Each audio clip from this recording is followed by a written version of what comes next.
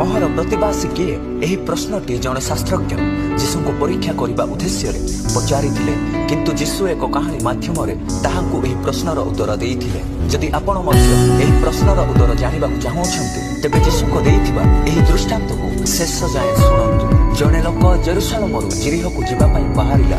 ବାଟରେ ଡକାୟତମାନେ ସେହି ଲୋକର ବସ୍ତ୍ର ଛଡ଼େଇ ତାକୁ ମାଡ଼ ମାରି ଅର୍ଦ୍ଧମୃତ ଅବସ୍ଥାରେ ଛାଡ଼ି ଚାଲିଗଲେ। ସେହି ଘଟଣାର କିଛି ସମୟ ପରେ ଜଣେ ଯାଜକ ସେହି ବାଟ ଦେଇ ଯାଉଥିଲେ। ସେ ତାହାକୁ ଦେଖି ବାଟର ଅନ୍ୟ ପାର୍ଶ୍ୱ ଦେଇ ଚାଲିଗଲେ। ସେ ତାହାକୁ ଦେଖିଲେ, ଚିହ୍ନିଲେ ଏହି ଲୋକ ଜଣେ ଯହୂଦୀ ବୋଲି, କିନ୍ତୁ ତା ପ୍ରତି ଦୟା କଲେ ନାହିଁ। ଦ୍ୱିତୀୟରେ ଜଣେ ଲେବୀୟ ମଧ୍ୟ ସେହି ବାଟ ଦେଇ ଯାଉଥିଲେ। ସେ ମଧ୍ୟ ସେହି ଲୋକଟିକୁ ଦେଖିଲେ ଏବଂ ବାଟର ଅନ୍ୟ ପାର୍ଶ୍ୱ ଦେଇ ଚାଲିଗଲେ। କିନ୍ତୁ ଜଣେ ସମୀରଣୀୟ ପଥିକ ତାହାକୁ ଦେଖି ଦୟାରେ ବିଗଳିତ ହେଲେ, ଆଉ ତାହାର କ୍ଷତ ସବୁରେ ତୈଳ ଏବଂ ଦ୍ରାକ୍ଷାରସ ଢାଳି ପଟି ବାନ୍ଧିଦେଲେ। ଆଉ ଗୋଟିଏ ପାନ୍ଥଶାଳାକୁ ନେଇ ତାହାର ସେବା କଲେ, ତାହା ପାଇଁ ଖର୍ଚ୍ଚ କଲେ। ଏହା କହି ସାରିବା ପରେ ଯୀଶୁ ସେହି ଶାସ୍ତ୍ରଜ୍ଞଙ୍କୁ ପଚାରିଲେ, ଏହି ତିନି ଜଣଙ୍କ ମଧ୍ୟରୁ ଡକାୟତମାନଙ୍କ ହାବୁଡ଼ରେ ପଡ଼ିଥିବା ଲୋକର ପ୍ରତିବାସୀ କିଏ? ସେ ଉତ୍ତର ଦେଲା, ଯିଏ ତା ପ୍ରତି ଦୟା କଲା। ଯୀଶୁ ଏହି ଦୃଷ୍ଟାନ୍ତ ଦେଲେ କାରଣ ଯହୂଦୀମାନେ ସମୀରଣୀୟ ଲୋକମାନଙ୍କୁ ଘୃଣା କରୁଥିଲେ। ଡକାୟତମାନଙ୍କ ହାବୁଡ଼ରେ ପଡ଼ିଥିବା ଲୋକ ମଧ୍ୟ ଯହୂଦୀ ଥିଲା।